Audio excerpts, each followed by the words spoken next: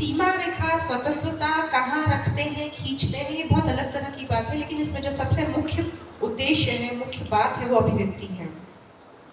तो अभिव्यक्ति पर हम लोग आज तीनों बात करेंगे और मैं आकांक्षा पारेख काशिफ इस सेशन को मॉडरेट कर रही हूँ। मेरे साथ अंजू शर्मा है, आशु जी है और रेणु जी है। और अंजू जो है उनका जन्म दिल्ली में हुआ है और अच्छा रंजीता जी सॉरी, और उनके अभी तक 2 कविता संग्रह आए और हाल ही में उनका नया उपन्यास ओरी कठपुतली आया है और उसके पहले शांतिपुरा मत कस्तूरी उनके उपन्यास प्रकाशित हो चुके हैं।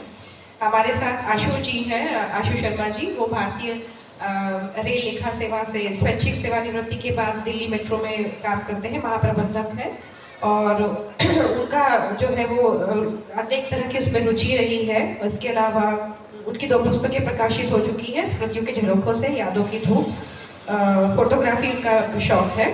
हमारे साथ रंजीता जी हैं। रंजीता जी देश के 21 राज्यों में विगत 7 वर्षों से प्रसारित साहित्यिक मासिक पत्रिका कविकुंभ की संपादक और प्रकाशक हैं। साथ ही खबरी.com न्यूज पोर्टल की संपादक और प्रोप्राइटर भी हैं। उनके कविता संग्रह प्रेम में पड़े रहना, शब्दशः, कविकुंभ, बातें अनकही, इस तरह के हैं और उन्होंने कई संस्थाओं ने सम्मानित किया है। तो हमारे सेशन के पैनल का परिचय के बाद हम आते हैं। जो मुख्य मुद्दा अभिव्यक्ति का होता है, नहीं आप उसकी चिंता ही मत करो, आपसे ज्यादा समय की चिंता मुझे है। तो देखिए, हर आदमी की अपनी परिभाषा, अपना सच होता है।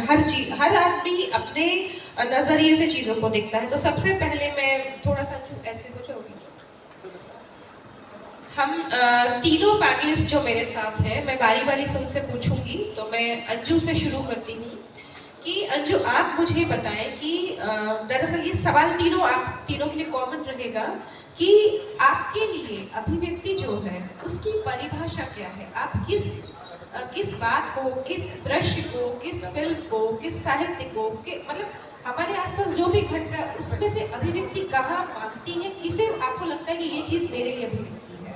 एक साहित्यकार होने के नाते भी है ना, एक सिटीजन होने के, एक जागरूक नागरिक होने के नाते भी, क्योंकि साहित्यकार भी अल्टीमेटली तो जागरूक नागरिक ही है। तो आप अपनी अभिव्यक्ति की परिभाषाएं तीनों बताइए।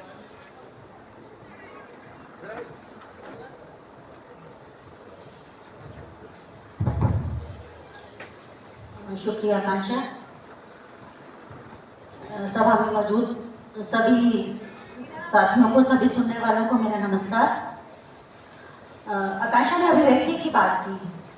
अभिव्यक्ति को की अगर परिभाषा अगर की जाए तो कोई सीधी लाइन नहीं है कि ये इतना होगा या इतना टेढ़ा या इस तरह से, ऐसे हम परिभाषित नहीं कर सकते। अभिव्यक्ति के मोटे तौर पर जो मेरी परिभाषा वो ये है कि आप जो कहना चाहते हो, आपका जो मन है कहने का, आप उसे बिना किसी डर के, किसी सजा के डर के बिना या कोई उसको क्या समझेगा इसके बिना, अगर जैसा सोचते हैं वैसा कह पा रहे हैं तो आप अपने आप को अभिव्यक्त कर पा रहे हैं।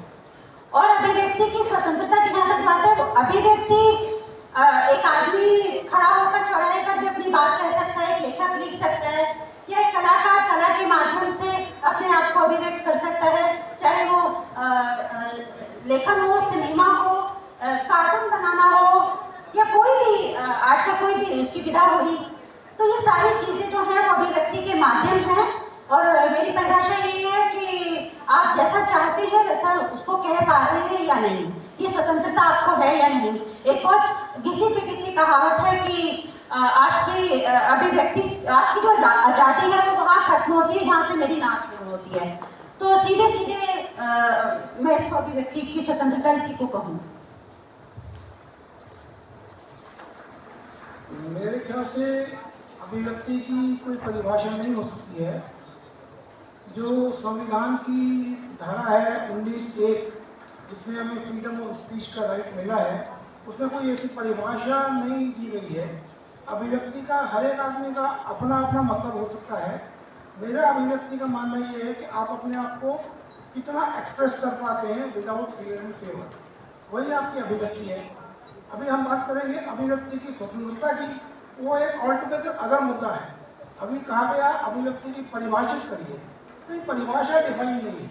अभिव्यक्ति is a very broad term, बहुत बड़ा टर्म है, बहुत वेग टर्म है।